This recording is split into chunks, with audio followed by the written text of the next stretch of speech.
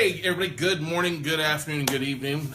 Whenever you're watching this, thank you for joining us for the Note Closer Show. Today marks a big event. Today is episode 100 of the Note Closer Show. Yay! Confetti cannons. Confetti cannons, yes, exactly. Woo! Which is, we look back to this, when did we start doing these? Back first of the year? October? Late October, yeah, I think something like that. So whenever you have 100 episodes of something, it's kind of exciting because we've stuck to it for a while, which is kind of crazy. Yeah. I was looking, and Monday marked the 81st episode of the Monday Note, or as we rebranded it recently, Note Night in America, which I look back, that's almost 3 years of content, 2.5 years of content, because there's be times we'd skip it because of travel and things like that. But that's exciting with as much consistency as we've had with that. Now, next week, the Note Closer show might be a little hit and miss. We're not going to do one tomorrow because I'll be on a plane to Puerto Rico for a little vacation. I might do one or two while I'm traveling on the 5 different islands I'm hitting while I'm traveling. But I will do one next, not this Monday, but next Monday live from Puerto Rico. I'll do one from there. But anyway, it's exciting. Now, also today's a big day if you're a big football fan. Hence, I'm wearing my Dallas Cowboys shirt. Today is the NFL draft, the true draft, not the Note Funnily draft. But hey, kicking dream candy. But anyway, what today is all about is drafting. Okay, who are you drafting? Now, if you think about last year, the Cowboys literally, really, if you think about this, you don't have to be a Cowboy hater, but they literally won their games this year, most of them, by the draft. And what do I mean by that? Well, they picked Ezekiel Elliott overall, who was Rookie of the Year, or was co-Rookie of the Year, should have been anyway. And then you have Dak Prescott, who got drafted as well in the 4th round. 2 integral picks that turned out to be really franchise changing. You think about bringing on a running back and then also a quarterback that wasn't expected to start, who had to step in and start when your Hall of Fame or all-pro quarterback, Antonio Romo, goes down. Why is that important? How can we affiliate that with your note business? Well, you are often going to be only as good as the draft picks and deals that you pick, along with the people you pick to be part of your organization. Because as entrepreneurs, we are like the head coaches, the general managers of a franchise. Okay? We are managing the day-to-day activities. Now, if you find yourself to be the one that does the workouts and call and everything, you're going up against people. It's like you playing one man versus a team of 11. What's going to happen with that? You're going to get crushed. Okay? You're going to get crushed. You're eventually going to be trampled over and get burnt out because you can't do it all yourself. So, how do you effectively pick people or vendors? Well, we've talked about the vendors, and if I can recommend it, you go back and watch one of the Monday Note, on the Magnificent 7. We'll be sending an email out Monday night with a link to all the replays from the Monday Note so you can watch those while we're off. But it's important to pick quality people when you're literally bringing on staff. And your first major hire is your assistant. Now, Steph, who I first brought on board, going back a ways, I had another assistant previously to Steph. I had a couple that worked for me periodically, and then when I travel, the assistant before Steph I had to fire because it turned out she was a raging alcoholic. Okay? Can't take a raging alcoholic to Vegas on a business trip. Does not work well. Okay? But Steph literally handled a lot of the stuff, the little things. And her experience was that she'd been through a workshop before. She was also part of the mastermind. She was also had background as in the office administrative stuff. She worked for spine surgeons and not just your typical office administrator where they ran a clinic. And so she was flexible, had some time to travel, but she also had an interest in it. Now, that was huge. That helps out tremendously because when I was traveling 35, 40 weeks out of the year, it made it almost impossible to have some sort of resemblance to get little things done. A lot of the little things fell through the cracks and grew weeds while I was traveling. But the minute I brought her on and she stabilized that position, it became a lot more efficient. And as we grew, especially in the last year, and being home more so after we transferred and tweaked some things, what was really valuable is having Chase Chase really was a very valuable asset, still is, of helping us decide, hey, how are we going to make that transition from being where we were to where we're at today with the transition. Chase dramatically helped out with that as well. Came on, and now Chase has moved on to things himself, which is great. And he does an amazing job with the Note NBA podcast and has done a great job of being the marketer that he is. Another round, another draft recently happened back in August. You know, I brought on, well, we had, actually before that, we had Greg, who's an intern. You've met Greg before. We'll talk more about Greg later. But then we also hired we hired 4 people initially to come and start working full time. One left after, a week and a half? A week. She went back to work in her previous job to help out her previous boss, which is fine, happens. And then we had 3. All right? And so what I wanted to do this morning in this Note Closer show is introduce you to a little bit more so of some of the people behind the cameras, behind the scenes, that make a lot of things happen in a variety of different ways. Tell you a little bit about their background, where we found them, and kind of go from there. So we're going to bring on the lady that probably most of you talk to if you're going through the Note Funding League draft or calling for bids or calling to talk to the office. It's our all-star, our all-pro, Jennifer. Come on over here, Jennifer. Yay. Hi. Hey, Jennifer's a little camera shy. I do not like this. It's okay. You're good. Just look at the camera. Just think of all the people out here behind you smiling at you. It's like it's the mastermind. Thanks, that didn't help. You're good at the mastermind. They're all naked. Oh, maybe you're not. That's maybe no. Okay. So, Jen, what's your back? Tell a little people about your background and everything like that. 12 Right years property management, and about 2 years with risk mitigation for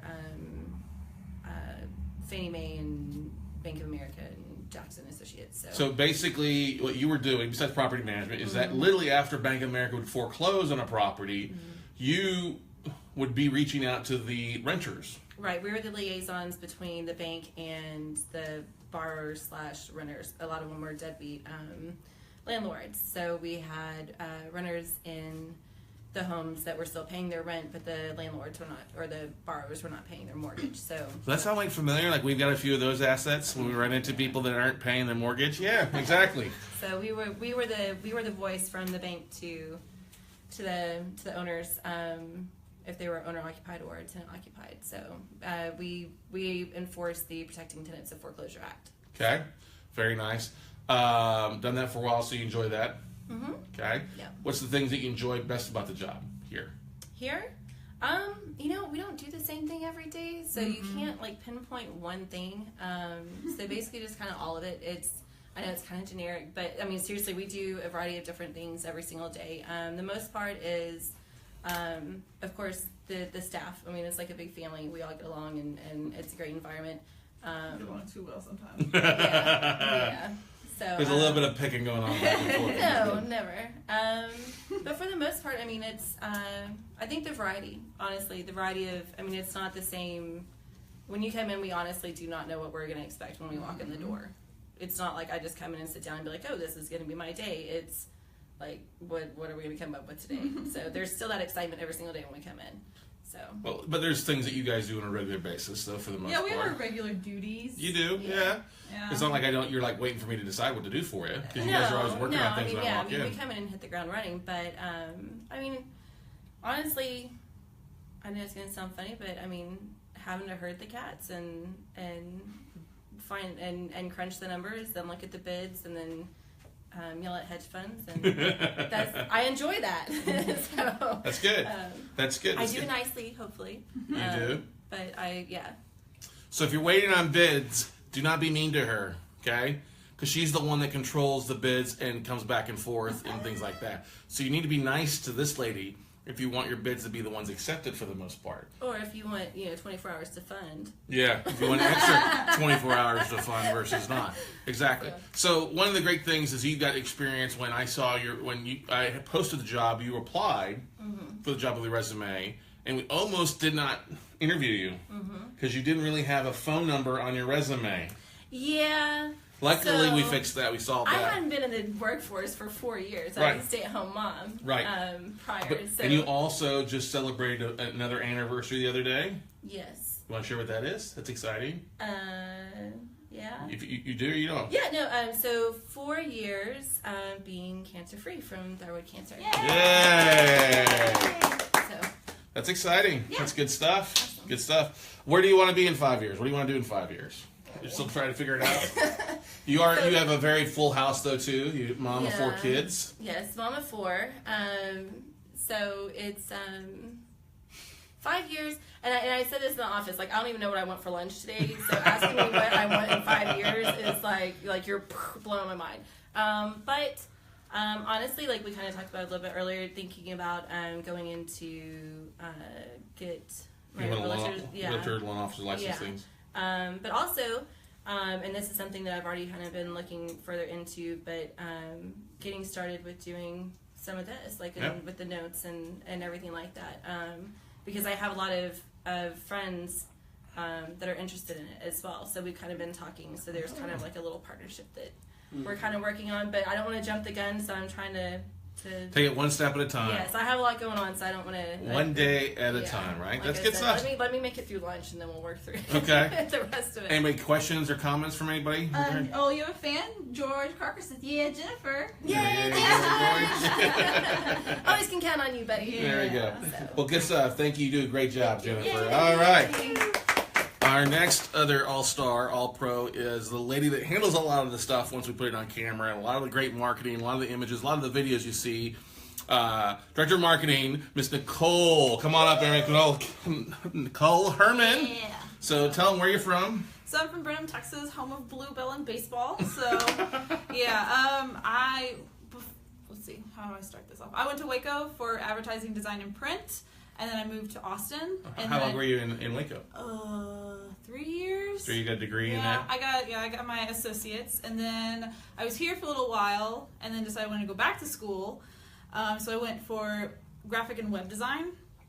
And then literally right after I graduated, which was June 2016, I got hired on by Scott in August, which was great because I didn't want to move back home. Oh, I did not know that. I did not know Yeah. that. But you have a website, you do some freelance stuff too, is that correct? Yeah, I made a website to like show off my portfolio and everything like that, which is pretty cool. I haven't updated in a little while, so I really need to get on that. But yeah, that's what. So what do you enjoy doing the most around here? Here? I don't know, collaborating with everyone, because that's always fun, because the last, like, T-Rex, if y'all saw that, the T-Rex commercial that we did, that was, like, all of us put together, that wasn't just me. I can't take all the credit for that. But that's always a lot of fun, doing, like, little silly things that the office, or the big Regis building we're in, kind of, like, they have to peek out their doors to see what's going on, whether it's big heads, or, like, T-Rexes running around, so. You do like a lot of graphic design stuff though, because you are constantly posting stuff in calligraphy and drawing stuff. I do my own hand lettering. I try to implement into this, but yeah, I try to find a lot of things that inspire me to even go into this job. So. You're a fan of pineapples? I love pineapples. Love pineapples. But tell them you're saying that goes with your pineapple. You have to be like a pineapple. You stand tall, be sweet on the inside, and wear a crown. There you go. I like it. Yeah, so. All right. Good stuff there. I did not know that was your first job right out of school. Mm-hmm. That was awesome. Yeah. So, Nicole hardly said any words during the interview, which is funny. Oh my gosh. She was extremely quiet. I was so shy. You were very shy. You've gotten a little less shyer. Once we got to know her a little bit. I think you hired the wrong. I think they had a twin, like doppelganger. But I like the best is that you're not afraid to try something new. Oh no. You're not afraid to tell me, hey, that ain't working. Okay, great. I like that. You're not a yes man. And then, what do you see yourself in 5 years? I'd like to be a creative director somewhere. I don't know yet though, but I feel like this is a really great step towards it.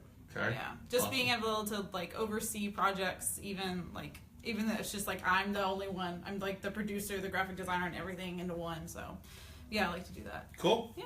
Awesome. Anything else? Anybody else get comments? We got some fans. Nah. No fans? No fans for. Oh, trust me, they got plenty of fans. Yeah. Got plenty of fans out there. What did Lynn say here? Go Oh, Cowboys. he says go Cowboys, and then he's going to the Star.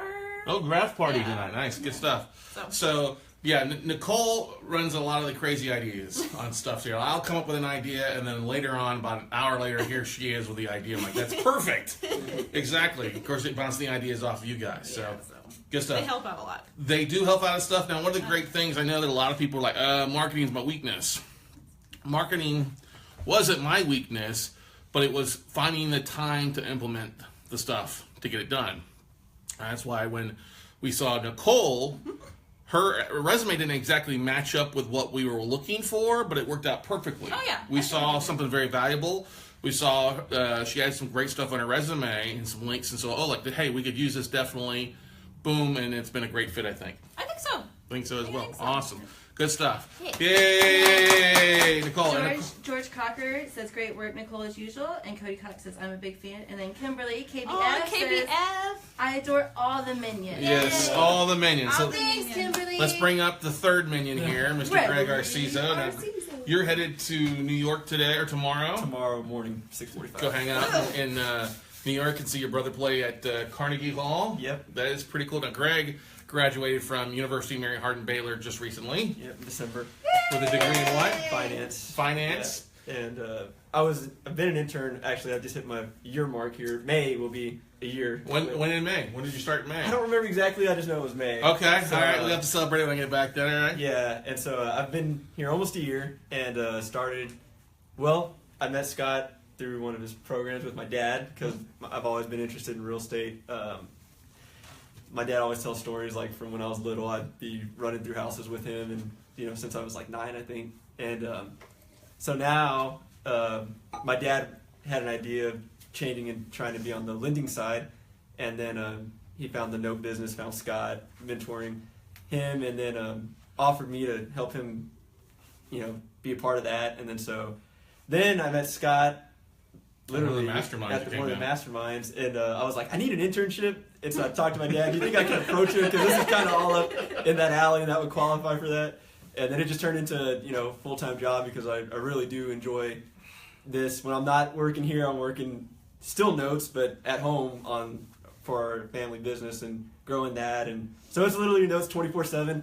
But I enjoy it. We get to travel and we get to it's just fun. I'll sit in here and talk with Scott during the day or whatever about what we got going on. So So you spend a chunk of your time on the assets, breaking down the assets and stuff Here, like yeah. that. What's that? Is that one of the things you enjoy, or what's one of the things you enjoy the most here about working? yeah, I enjoy breaking down our portfolio or Scott's portfolio, but I love reviewing it and kind of see.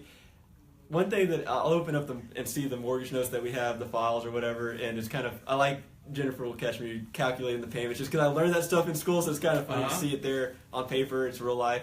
What else do I enjoy doing? I've been really talking to a lot of realtors lately because we're trying to move some assets, and it's just interesting how social media's kind of changed all. I mean, I've never met these people, and I'll put a post out, and then they'll call me, and then we'll talk for an hour or so, discussing what we do and what we're trying to accomplish, and it's just the relationships that we're making. I've never even met these realtors or whatnot, and it's kind of cool being able to do that. You have a new best friend in Ohio. Yeah. Illinois. Illinois. Sorry, yeah. And in Florida. Yeah. That's Taryn in Florida. Taryn yeah, in Florida, which we need to yep. talk. Yeah. So. Perry says, the model from Chase Thompson's commercial.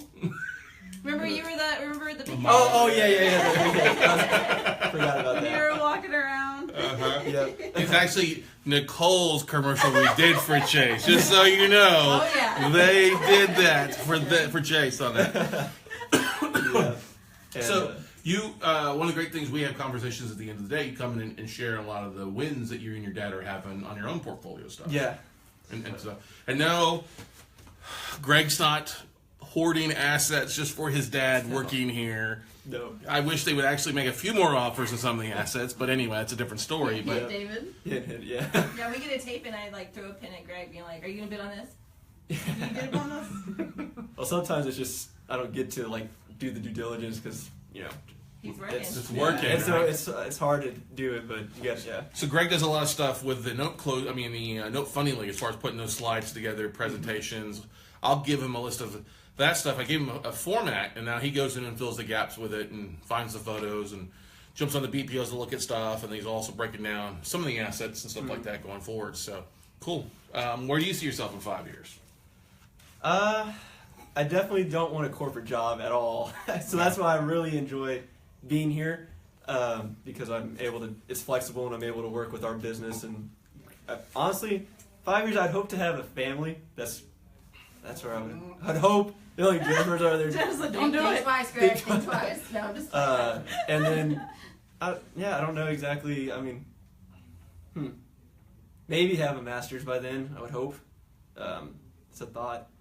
Nothing for sure, but yeah. That's about it I can think of. That's about it you can think of. All right. Cool. So. Give him a big round of applause. You would say, good work, Greg. So one of the great things is you can see we've got a different mixture of personalities, you guess you could say here. What's great because they bounce off of each other. You hire for strengths. I've always been a big believer. You hire for talent and then find a place sometimes. We've had another person. We kind of shrunk in a little bit because I think we were doing fine without it. We've got some other things that we're working on when I get back here, especially starting first part of June. We've got a whole different thing that we'll be focused on because I think we've got Note Camp marketing down. I think we get the virtual dummy stuff down. We're going to be really focused on a lot of the assets that we see to really ramp up the second half of the year. If you thought we were in overdrive now, wait till you see what we start throwing out come June, July, August, especially up to the next mastermind in Cape Coral. But the beautiful thing is things would not operate effectively if I didn't have them here to help out with stuff. And Steph's not here. Steph's running around running errands, but Steph handles a lot of the operation stuff beside making bills get paid, which is kind of an important thing. She's the glue that holds us together. She's the glue that holds us together. Don't tell her that. Glue. She's the crazy glue. She's the Craig glue. The Craig glue. But anyway, We love her. We love we Steph. love Steph. Yeah. Steph's good. I didn't mean like she's driving, like we're the crazy that she glues us. There you go. That's probably a good idea. So, but what you have to realize, though, is if you don't have the money to put people in place, there are great ways to find people to replace that stuff. Initially, I spent a long time on Fiverr, okay, Upwork, Elance, Odesk, getting little projects done, okay? And that was inexpensive for a while. And then I had a full-time marketing person. And then we had a full-time remote marketing person. And then moved to somebody fully in-house here to make things happen. So that's what probably a lot of you guys have to look at doing, is you may not be able to hire Nicole for 40 hours a week, okay? But you can go hire somebody else online for 10 hours a week to help you with initial things. Look at your local art schools. Your local art schools, exactly. There's plenty of people that are looking for JOBs. You may not be able to hire somebody to help review your deals, but you could probably hire like a Liz Brimmer-Smith or Tape Tex or her VAs to break down the assets like Greg does and dive into things. And then you can make the final yes or no call on the assets and work that out. So there's a variety of ways of doing it, but I want just you guys to get a little feel, if you've never been here for one of our fast tracks, ever met the staff, or talked to them on the phone, there's a lot more that goes into it. Yeah, we still run a pretty small staff. I try to keep it lean and mean, and they're doing a variety of different jobs. Usually I'll come in and say, okay, hey, can you work on this project? Or hey, let's pull that list. Or we're trying to find tools, like we found a couple cool tools yesterday we're using that saved Jen and Nicole a lot of time for making phone calls out to everybody. Oh, it's amazing. Oh, it's so great. It's so good. All right. So there's a lot of great tools you can use to implement, but sometimes you need to have somebody implement. So like we're going to spend another hour or two here working on a couple things that happen for marketing while I'm gone, but they'll still be working on other things. Now, too, as well, if you guys hit a dead spot, they also have stuff to go back in through and start watching. Like I really want you guys to spend a little bit of time this next week on Digital Marketer. Get caught up on that. Yes, I know you're smiling over there, but I know where you're at. I was like, yeah. I know where you're at, and I expect there to be a little bit of advance on it throughout the week. Okay, so that's the beautiful thing is, I want these guys to achieve their dreams. I want them to overcome. And if it's here, great. It's awesome. They grow and expand here, great. But if it's moving on to something else in 2 years, 3 years, 5 years, what can I do to help them expand their growth? That's a big thing for me, whether it's taking an Excel class or getting your mortgage broker's license or spending more with creative projects or going to a class for more stuff like that. I believe in that if you make the people around you successful, you'll just rise with the tide. And that's one of the most important things. When you look back at the last 100 episodes have been great, but it would not have been as consistent or I think it's gotten better each time without you guys. Well, we've definitely improved. We've definitely all gotten better on it, right? Yeah. We've definitely. You've also gotten really good at running things when I'm not here, which is good. I love when I ran into Greg in New Jersey. He's like, "Oh, you should see what was it? New Jersey we were at?" You said, "Oh, you should see what we did the week before while you were gone." Oh, maybe. Was it New Jersey or somewhere else? But it was literally like, "Oh, hey, they did something while you were gone," or "I was gone for a couple days." It was the video, the marketing Oh, video. the T-Rex video. T-Rex video. That's right. I'm like, "Oh, that's great." So that's what you want. You want your staff not sitting around waiting. You can empower your staff to make decisions, to adjust things, and if they see an opportunity to run with it, hey, if we run an ad and it bombed, I'm not going to be mad because I like the idea that we at least tried something and it worked. Not everything we do works. Fail forward. We fail forward exactly every day. So on the 100th episode here, I want to thank all of you that have watched an episode. If you would be kind enough to share this, we appreciate this. If you would like to see us on specific subjects for the next 100, please share some things that you'd like to see us cover. Topics, timelines, specifics. If you have a question about something, please share something. Because sometimes we are wondering what the hell we're going to talk about today. All right? And so anytime you can share a subject, a matter, let us know. And even if you're in the area, we might be able to work out something. Maybe even a guest appearance or two if you're nearby here. Okay? So we hope you have a great Thursday. We hope you've enjoyed 100 episodes so far. We hope we have another 100. Yeah, I know we have, definitely. And we look forward to seeing you all at the top. I have to give a big shout outs to a few people. The mortgage medic, Brady Burr, had a great video talking about how he was coming out of the closet last week. Oh yeah, that one. I meant to say something good. earlier and just wanted to mention it now. I actually had to do a double take on that one. I did too. Oh man. I did, but he did a really good job with that. We have to give a big shout out to Paula Cates, who got a nice email out this morning to the Note Campers. We got to see a few more of those going out. Nicole's already working on some great stuff marketing wise for the next Note Camp 4.0. Sure So we is. look forward to that. So have a great Thursday afternoon, everybody, and we'll see you next week on the Note Close Show. Bye, everybody.